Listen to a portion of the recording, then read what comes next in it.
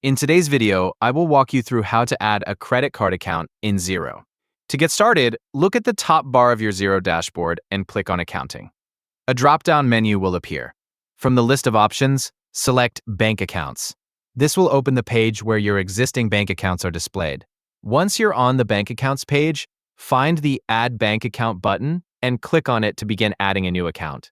Next, you'll be prompted to search for your credit card provider. Use the search field and start typing the name of your credit card provider. As you type, matching providers will appear in the list. When you find the correct provider, click on it to continue. After selecting your provider, Xero will display the instructions needed to connect the bank feed.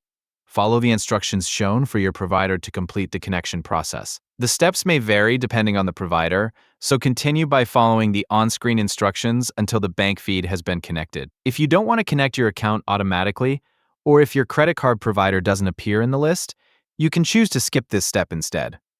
When you skip the bank feed connection, you'll manage the account manually. This means you'll need to enter transactions yourself or import them in bulk using the file upload option. If you're connecting the bank feed, continue following the provider-specific instructions until the setup is complete. If you've chosen the manual option, continue by entering your transactions manually or importing them using a file whenever needed.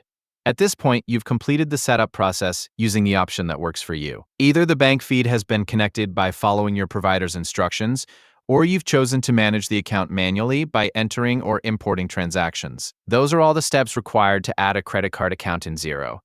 Go to Accounting, select Bank Accounts, click Add Bank Account, search for your credit card provider, select it, and follow the provider-specific instructions to connect the bank feed. If you prefer not to connect it automatically or your provider isn't listed, skip the connection and manage your transactions by entering them manually or importing them using the file upload option.